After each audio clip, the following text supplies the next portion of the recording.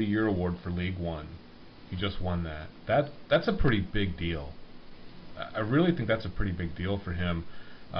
Scored a beautiful goal during the course of the week, and then Pritchard also scored again for Brentford, and he's got to be up there for, to be one of the, I don't know if there's any awards that Alex is up for, but it seems like every week he's either scoring or assisting on a goal or doing something to try to keep that team afloat, although they've started to backslide a little bit as the championship has turned into an absolute dogfight.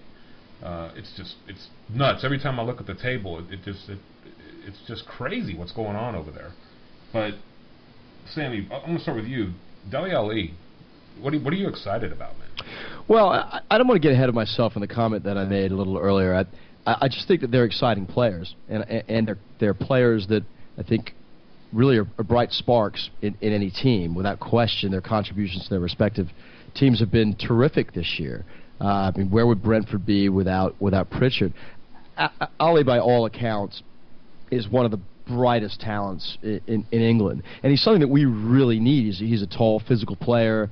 He's been compared by a lot of respected pundits to sort of being like a Steven Gerrard. But let's face it, I mean, he's playing 2 notches lower than the Premier League, and so right. Even if he makes the squad, there's certainly going to be a transition into the speed and the physicality of the Premier League. Pritchard is really interesting because he's very Eriksson-like in a lot of his qualities, but that's also, as much as it excites me, how do you jam 2 of those similarly styled players into a Premier League midfield? I've been thinking all weekend about trying to think of a midfield that has 2 players like that, and I really can't think of one. But if you have a good enough, we talked about this I think briefly last week. We'd like to have maybe 4 in the back, a really just ballsy, tough as nose, dare I say it, Vieira-like guy is your sole midfielder, and have some creative guys in the middle, maybe under that kind of setup. But Pochettino hasn't really shown his willingness to sort of deviate from his style. So I'm very intrigued by the addition of those players next year, but I don't know how all you fit all these parts in, especially with all the players that we have now. Yeah, that's the hardest thing I think to weigh is anybody that you bring in, they have to be better than the options that you currently have. Again, I'm hearing the rumors again this week about Lennon and going to Everton as part of a deal to bring Morales to Tottenham. Is he much better than Chadley? Is he really that much better? Because he's going to play on the left side. Is he really that much better than the options we currently have? I think that's a question that really needs to be asked. But we're going to, we have to temper everything with the talent level that we're looking to acquire. Not us as fans, but the board and the money that they're willing to spend. It's not going to get much better than that. I really don't know that it really ever will. Konoplyanka, he's still a name that's out there that gets bandied about a little bit. This year is the year that he may want to go ahead and jump out of the Ukraine and maybe give the EPL a shot. But he's a known commodity to those who watch him, but he's playing in the Ukraine. Yeah. This is not it's not the Premier League. Yeah, I'm hopeful that a player like Chadley, I'm hopeful that he can be a squad player for us. Yeah. I mean, I don't get me wrong, his contributions in terms of his goal output have been great this year. And Ken, you've made the comment before, you kind of liken him more to a striker at times than a pure out-and-out winger. We certainly don't have any speed in our setup now.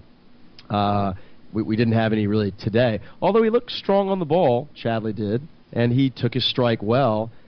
Just want to go back real quick. What was interesting I thought about his goal was it was actually Paulinho that really started it off. He actually made a kind of clever move around the back and got the ball back. And we looked all clumsy, and Chadley took that shot because we had 4 guys running about looking for the ball. Nobody was really ever in any real noticeable space to put a ball through to, so he said the hell with it and took a great shot. But I don't really think that he has all the characteristics that I envision a great Spurs team wanting to have in a player. I don't know, it's just me, I guess. And Pritchard also being part of that conversation. Simon, I know he's a little bit dear to your heart, that kid, so can you give us a little insight? Really only because I saw him play at 15 in the Dallas Cup in 2010, and I saw his emotion when he lost the semi-final to Cruzeiro in that tournament, and he plays hard for Spurs, and I think his maturity and his technical ability have grown in bunches as he's developed with the academy, and I'm well made up for him that he's had such a great season with Brentford, and I think, granted, we're Spurs fans, and we see the development of both of these young players and automatically assume they're going to be superstars when they come back to us and get into the first team and set the world alight. And I think the realists know that's not going to happen. But to Sam's point, good squad players, I don't think either of them should go out on loan next season. I really think we need to keep them at the club and use them as part of this ongoing development of youth. And, I can't see them starting necessarily in the Premier League at the beginning of the season and displacing someone who's probably got a little more experience in the Premier League. But I definitely see them being used in the cup competitions. Again, we'll get to it later on whether the Europa is going to even be an exercise in that development. But I think they both have different qualities. Obviously, there's a gulf in the division that they're playing in the Pritches in the Championship and they're both at the right end. And with MK Dons, Ali in League One, but they're both at the right end. Let's say we're both on teams that are doing well. I mean, Leighton Orient are not having a good season at the wrong end of the table, and obviously were battered by MK Dons yesterday 6-1 when Ali got that peach of a goal. But I think it's exciting for the future, and if we treat them right and ease them in properly, I think they will add great value to our squad and our chances for next season. Yeah, and you kind of mentioned about the implications of the matches that are going on in the Cup. Arsenal, Sanchez's 105th minute, I'm sorry, lucky. They've got to be the luckiest team in the Premiership this year. I mean, you create your own luck at times, but that was, I felt really bad for Reading. I really thought they deserved something out of that match. They did just enough to kind of, hang with them, and when McCleary's goal went in, I thought, man, maybe this is like one of those teams of destiny type things. But Arsenal's in. And then we watched Tim Sherwood's Aston Villa team with goals from Benteke and, help me out, was it Delph? It was Delph, yeah. Yeah, Benteke and Delph. So they advanced past Liverpool. And so here we are. Timmy's got a chance to bring the Gillet to Wembley and knock out the old rival from up the road.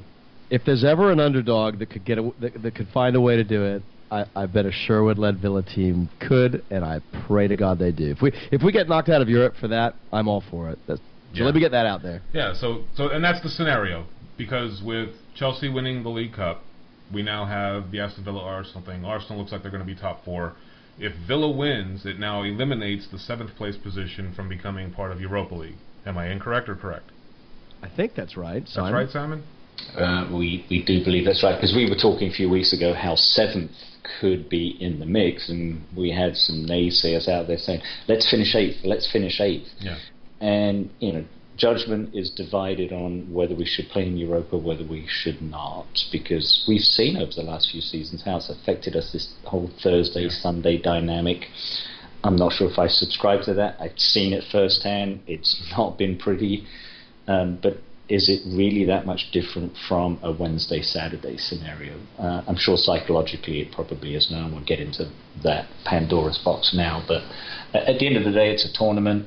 It's just a hard tournament to win, and I don't think we're in the right place at present to win it. So maybe it is good that we're not in it. But now, if Villa do win, then it just opens it up to the 6 spots for Europe, so 5th and 6th for qualifying. Yeah, I mean, if they don't, then obviously 7th is still available. We've talked about this. Doesn't get it. Sorry. So, no, my apologies there.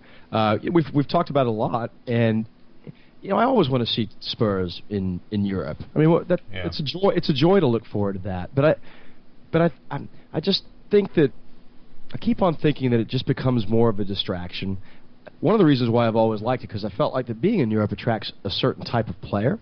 Well, I don't really know that that's done us a whole lot of good in terms of the players that we've attracted as a result of us being in Europe, if you could make that argument. And I think that we've I don't know. Players like Harry Kane, particularly, you can throw a Danny Rose in there.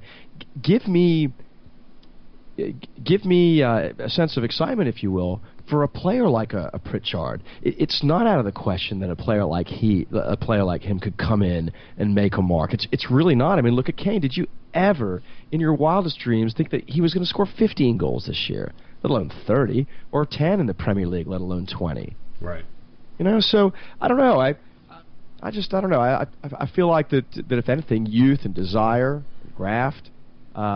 Give me some kids that want to play, and give me a manager that can get it out of them. And that's the other question. Do we have that? And maybe we do. I don't know. And Champions League is one thing, and you're going to play all the first team kids generally if that's the case. But in Europa League, it maybe I think Sam, maybe what you're leaning towards is that it affords you the opportunity to play, Ben Davis and maybe Cameron Carter-Vickers and Dele Alli and Alex Pritchard and Tom Carroll if he's here, and anybody else that's kind of trying to fight their way up through the ranks of the club. DeAndre Yedlin, perhaps, if he's not out on loan. It gives these kids an opportunity to play in what's, we kind of always hear the argument we want our Tottenham back. Well, how long has that been? The glory nights of European football, aside from the Bale era Champions League run, it's been a while. It really kind of has. Yeah, and if you can learn to play in one of the, if not the most competitive league in the world. I go back to the one year in recent memory where we didn't make Europe, and look what happened to us the following year. And I don't think that's something that is inconceivable to happen again. It's sort of like stick to your business, learn how to play well in this competitive league, do well in that endeavor, and then, I mean, if we're going to take this patient route and we're going to give this manager some time to sort it all out, I'm not going to be heartbroken if we don't make Europe. The irony would be is that it would be done in by Tim Sherwood, and so be it. The problem is you have so many supporters that have blinders on, and they live for the moment, and all they see is, well, Manchester United didn't play in Europe, and look where they're at. So that's kind of the mentality that you're going to get. I hope I don't hear it too much, because it's really hard for me to stay off social media sometimes and not comment, and I end up getting myself in a little bit of stick and trouble. So. It's really difficult to know what you really want. When it all comes down to it, I've said it before and I'll say it again, I want European football. I'm in this as a supporter because I want to win things. We are not going to be winning the league anytime soon. So cups are it for us. And whether it's the FA Cup, the League Cup, or Europa League. These are the things that we can aspire to be. And with Europa League, look, there's a lot of really good teams in Europa League. You're going to have to go and beat a Porto or a Wolfsburg or a Benfica or somebody of that ilk to be able to make it to the Champions League. But if you have the players to do it and you give Pochettino the time, and this thing actually works the way that it's supposed to work, why not Tottenham? They should have every opportunity to be able to do the same things. There's one other element about Europe that's important to us all, and that's money. And we can't forget about that. And I don't know Simon, do you know what the money is? I mean, I think it's pretty meaningful. I heard it's not great, though. Is it not? Okay. Yeah. I don't know what it is, but I heard it's not all that great. But it's not a foregone conclusion that we get 6 anyway, so. No, it's not. And look, we got an interesting couple of weeks coming up to try to prove or disprove or where we're going to be with that, because Southampton's this week, City is the week after that. So the next couple of weeks, we're going to know kind of where we stand. If we go out and knock off Southampton in Pochettino's return to St. Mary's next week, if we knock them off on a 1-0 or a 2-1, or maybe even grab a point and stay a point ahead of them, then we get City. It's really going to be interesting. Those cities, what are they, 7 points ahead of us in the table, holding down 4th. So we know we've lost 4th. We kind of ponied that up with the Burnley result, with the Aston Villa result. And we had every opportunity to be in a position right now to be legitimately fighting for that position, but we're not, so we need to put that aside. I will really become upset if I hear the fan base clamoring for us to lose matches going down the stretch, especially since I'm getting ready to fly 6,000 miles to go watch 2 of them. That's not going to happen. Who could ever call them Spurs if they wished for that? Yeah, it really grates me wrong. It really does. So have if you're a fan that does that, I apologize. Actually, I don't apologize, but I'm just letting you know it sucks. I'm not. I'm going to stop right there. Oh my God. So